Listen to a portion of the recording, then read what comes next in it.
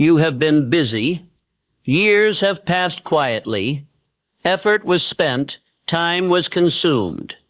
Yet the distance between who you are and who you expected to become remains. This moment is uncomfortable for a reason. Ignoring it has already cost you more than you know. There is a silent contradiction shaping your life. On the surface, you appear responsible. You work, you plan, you endure. You tell yourself that persistence alone should be enough. And yet, something does not add up. Progress feels slower than it should. Rewards arrive thinner than promised. The gap between effort and outcome keeps widening, and no one taught you why. This is not bad luck. It is not the economy. It is not a lack of intelligence. It is something quieter, more personal, and far more dangerous. Most people never suspect the real problem because it hides behind virtue. It disguises itself as patience, as humility, as doing the best I can. But beneath that mask is a form of surrender so subtle that it feels normal. There is a reason this feels normal, and that reason is working against you. You were taught to respect hard work. You were taught to avoid arrogance. You were taught to wait your turn. These lessons sounded moral. They felt safe. But no one explained the consequence of absorbing them without question.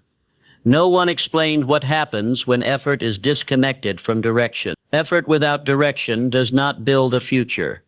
It maintains a present, and the present has a way of quietly becoming permanent. Look closely at your own patterns.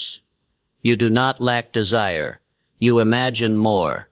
You think about freedom. You sense that your life could be organized around choice instead of obligation.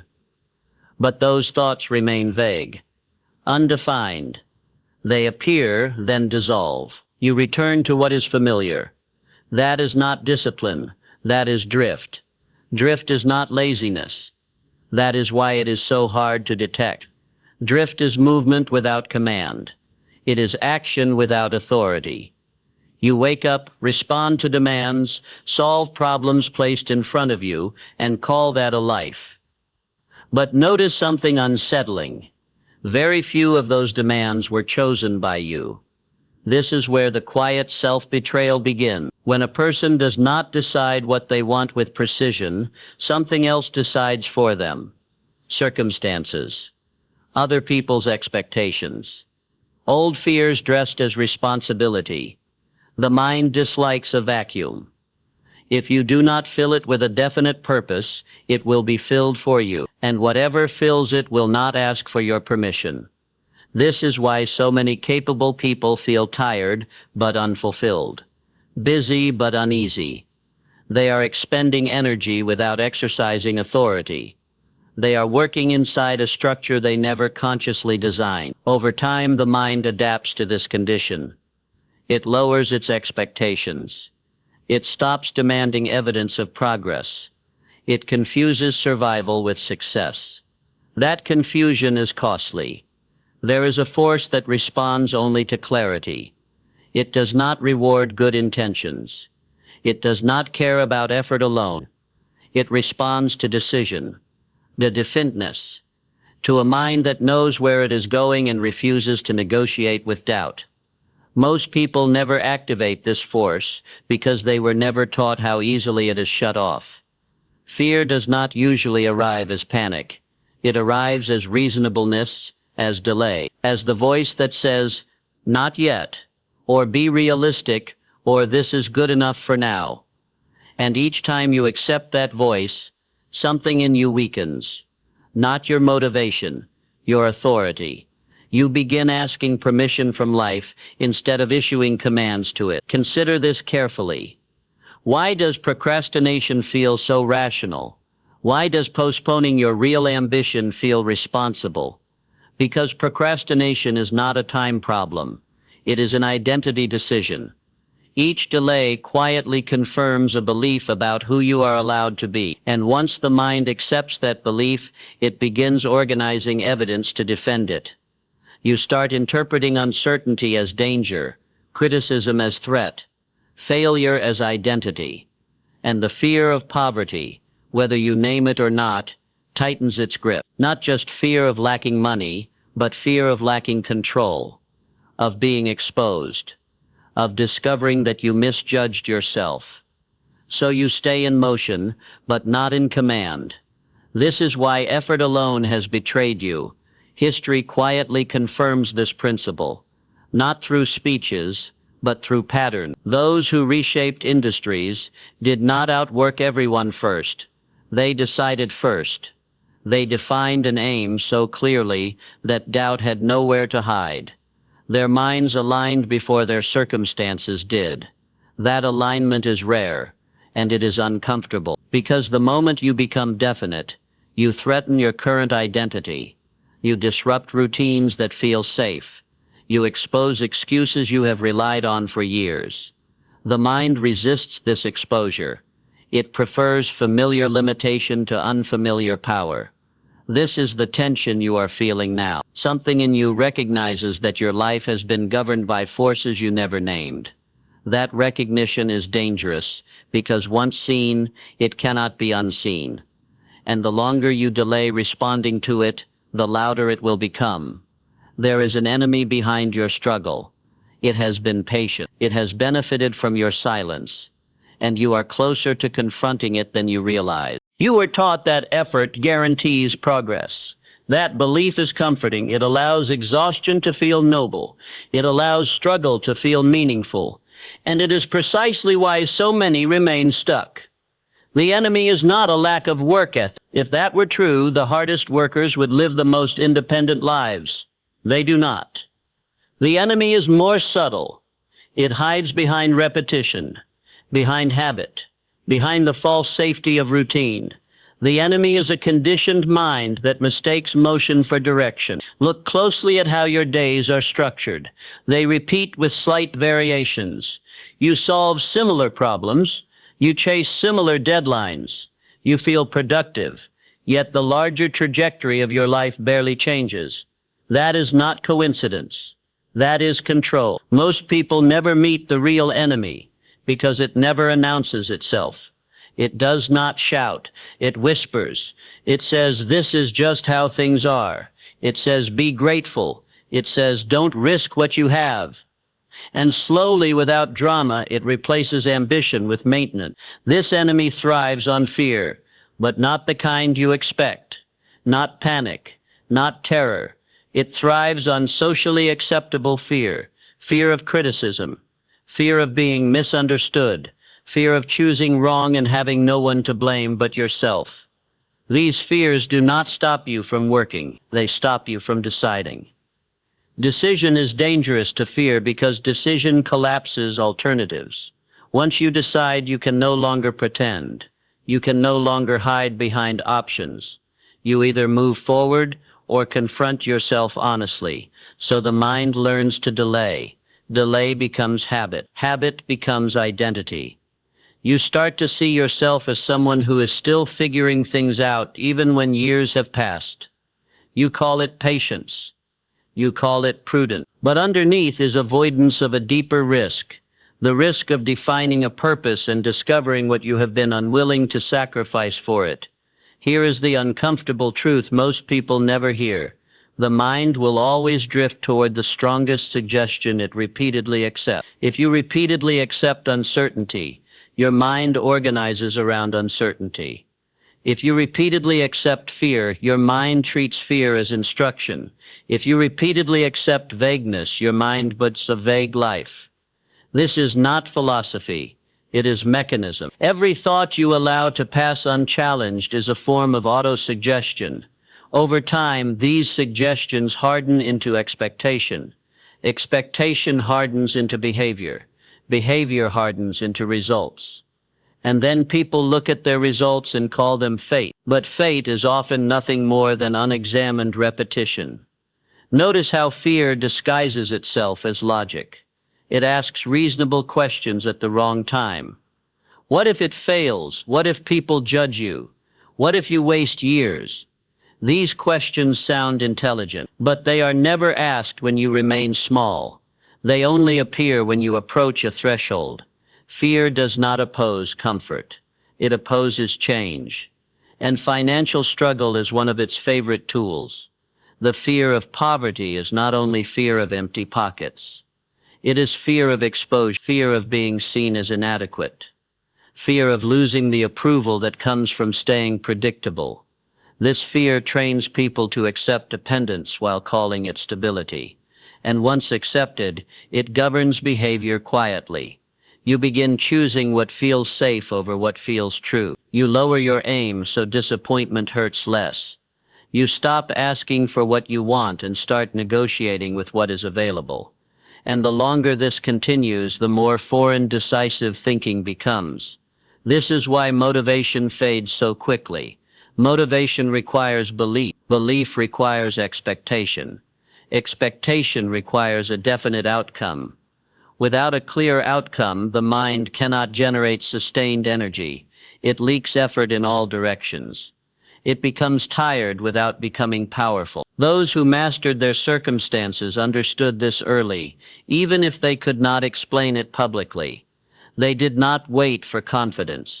They did not wait for permission.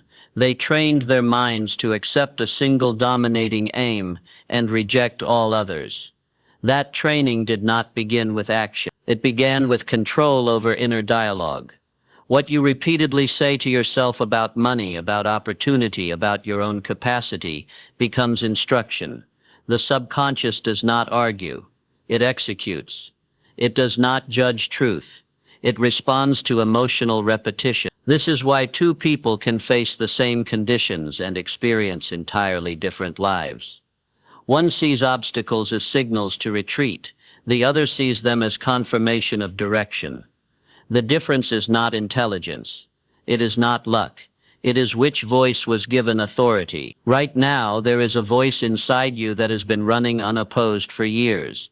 It has shaped your tolerance for delay. It has defined what feels realistic. It has decided how much you are allowed to want. And here is the most unsettling part.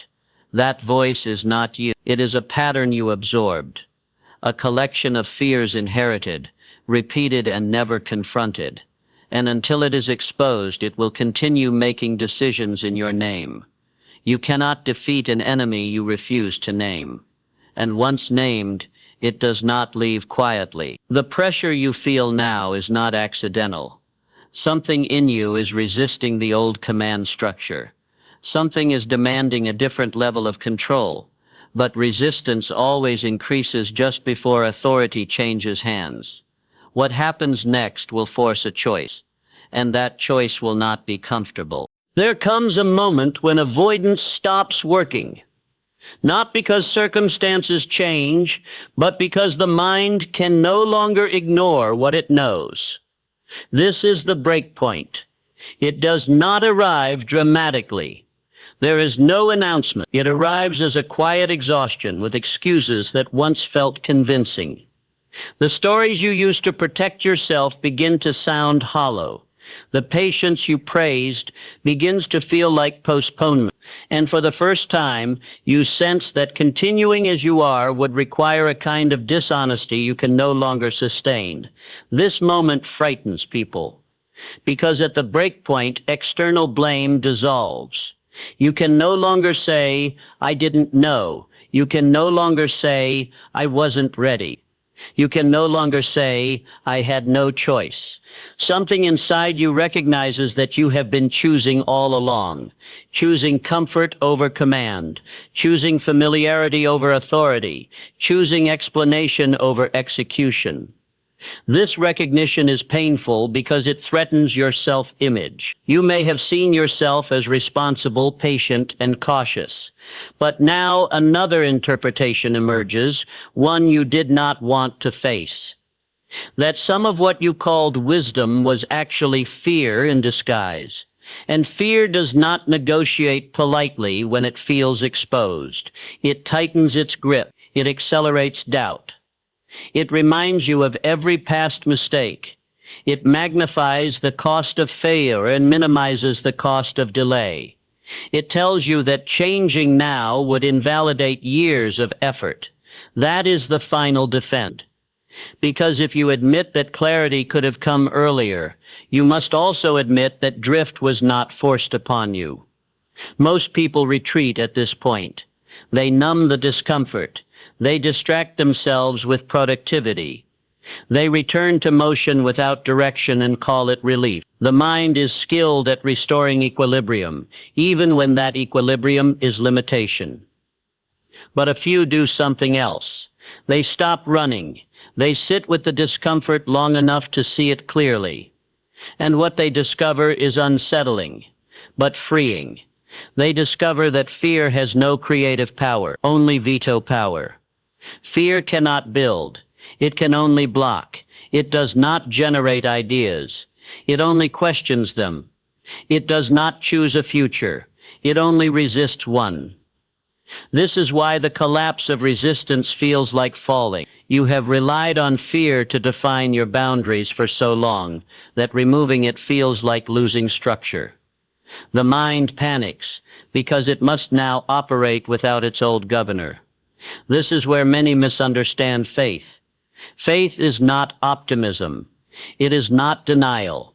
It is not blind hope. Faith is decision before evidence. It is the willingness to organize your thoughts, hets, and actions around a chosen outcome before the world confirms it. Fear demands proof first. Faith creates proof through alignment. At the breakpoint, you see this difference clearly. You realize that waiting for confidence was never reasonable. Confidence is a consequence, not a cause. It follows decision the way strength follows resistance. You were never meant to feel ready. You were meant to decide despite not feeling ready. That realization is sobering because it removes your last excuse. Once you understand that the mind responds to command, not circumstance, you can no longer pretend that circumstances are in charge. The subconscious has been waiting for direction. It has been executing whatever suggestion you repeated most often: doubt, caution, delay. Now it waits again. But this time, it waits for you.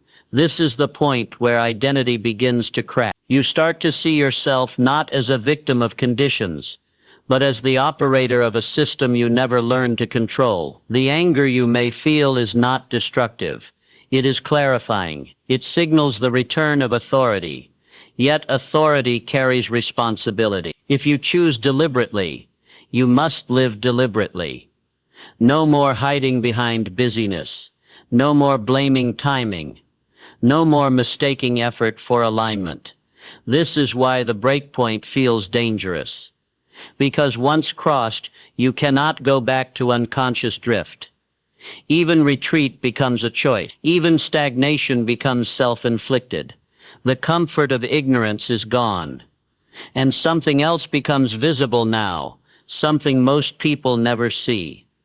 Your environment has been responding to your internal state all along, not mystically, mechanically. People, opportunities, and outcomes have mirrored your expectations. When you expected little, little arrived. When you hesitated, resistance appeared. When you doubted yourself, the world echoed that doubt back to you. This is not punishment. It is feedback, and feedback is only useful to those willing to adjust. The breakpoint does not ask for gradual improvement. It demands reorganization, a new hierarchy of thoughts, a new standard of self-command, a refusal to allow unconscious suggestions to dictate conscious outcomes. That refusal will cost you something. Old habits, old associations, old versions of yourself, and the mind will test your seriousness by increasing pressure, not reducing it. Confusion may intensify. Resistance may spike. This is not failure. It is the final audit. What comes next determines whether this moment becomes a turning point or just another insight you outgrow without acting on. And the most difficult decision has not yet been named. Once resistance collapses, a void appears. This is where most people panic. They mistake the absence of fear for confusion. They rush to fill the space with motivation, inspiration, or reassurance. But those are weak substitutes. They fade quickly. They do not hold structure, and structure is what the mind now demands. The old governor is gone. A new one must be installed. This is where faith enters, not as belief, but as discipline. Faith is not what you feel when things are going well. It is what you enforce when uncertainty offers no comfort. It is the decision to move forward without negotiating with doubt. And that decision must be repeated until it becomes the dominant instruction your mind receives. The subconscious does not respond to occasional courage. It responds to consistency. This is why mental discipline is the true dividing line between those who change and those who relapse. Discipline is not restraint. It is selection. It is choosing which thoughts are allowed to remain long enough to influence behavior. Most people believe thoughts are automatic. They are not. They are habitual, and habits can be interrupted if authority is present. Authority begins with definiteness of purpose, not a wish, not a vague desire, a precise outcome. When the mind is given a definite aim, something remarkable happens. Scattered energy begins to consolidate. Decisions become simpler. Distractions lose their pull. You are no longer asking, "What should I do?" You are asking, "Does this serve my aim?" That question changes everything. This is why so few people maintain focus. A definite purpose threatens every habit that does not align with it. It demands sacrifice, not of morality, but of comfort. And comfort has been the currency of your old identity. Faith replaces fear only when fear is starved of attention. You do not argue with fear. You do not analyze it. You outgrow it. You do this by feeding the mind new instructions through repetition. Auto-suggestion is not a ritual. It is a training mechanism. Whatever you repeatedly affirm with emotion becomes familiar. Whatever becomes familiar becomes believable. Whatever becomes believable becomes actionable. This is how internal order is built. And order is power.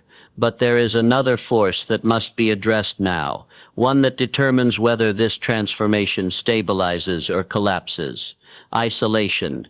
The mind does not sustain authority alone for long. Left unchecked, it drifts back toward old patterns. This is why association matters. Not socially, psychologically. The people you engage with reinforce what you consider possible, acceptable, or inevitable. The mastermind principle is not collaboration for ideas. It is reinforcement of identity. When two or more minds align around a definite purpose, hesitation weakens. Doubt loses its echo. Momentum forms. This is not motivation. It is structural support for belief. Those who achieved unusual results did not surround themselves with agreement. They surrounded themselves with reinforcement. Their environment reflected the identity they were becoming, not the one they were leaving behind. This is where many retreat, because choosing a new standard often means disappointing those who benefit from the old one. It means declining invitations, redefining boundaries, allowing misunderstanding to exist without explanation. The need to be understood is another form of dependency, and dependency is incompatible with authority. As faith replaces fear, something subtle but profound occurs. Time perception changes. You stop measuring days by effort and start measuring them by alignment. You feel less rushed, even as progress accelerates. This calm is not passivity. It is coherence. Your thoughts, emotions, and actions are no longer pulling in different directions. That coherence becomes visible. Opportunities appear that were previously invisible, not because they were absent, but because your expectations could not perceive them. People respond differently, not because you demand respect, but because clarity is magnetic. This is the quiet truth few are told. The world does not respond to want. It responds to certainty. Certainty does not mean knowing how. It means refusing to doubt that the outcome is negotiable. Once the mind accepts that an aim is fixed, it begins solving problems differently. Creativity awakens. Persistence becomes natural. Fear loses its leverage. But this state is fragile at first. Old thoughts will attempt to return. Old emotions will test your seriousness. The mind will ask whether this new discipline is sustainable, whether it is worth the discomfort. These questions are not enemies. They are thresholds. How you respond determines whether faith becomes permanent or whether fear regains command under a new name. And there is one final shift required, one that transforms discipline into quiet power. There is a stage beyond effort that few ever reach, not because it is complex, but because it is silent. By the time you arrive here, the need to convince has faded. You no longer argue with doubt, because doubt is no longer central. You no longer seek reassurance, because your actions have begun to confirm what words once promised. This is quiet power. It does not announce itself.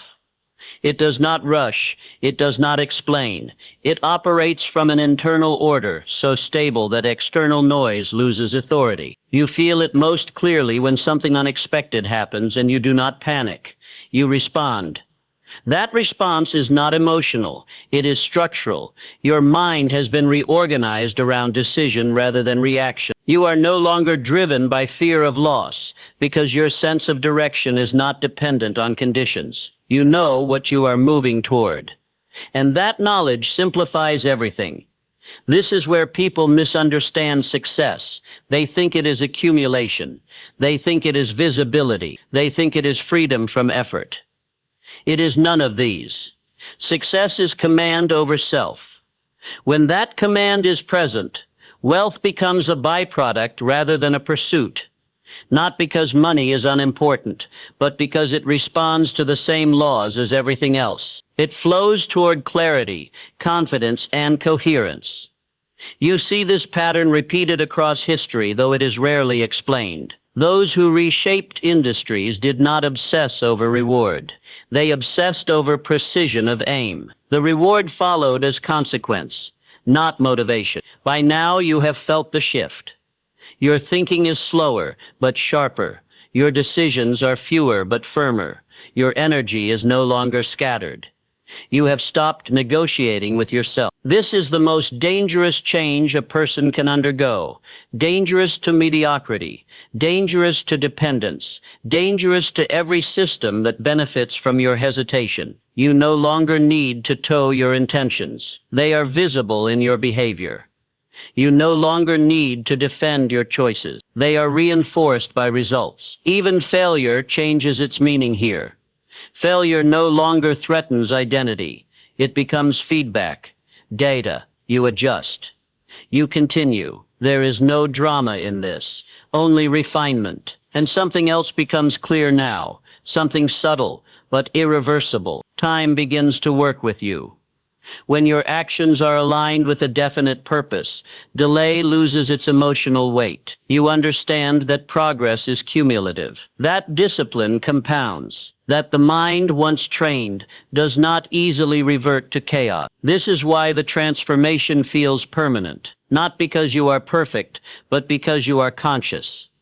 Conscious of what you allow into your mind, conscious of what you repeat, conscious of what you decide. The forces that once shaped your life invisibly are now visible, and what is visible can be directed. This does not make life effortless. It makes it intentional.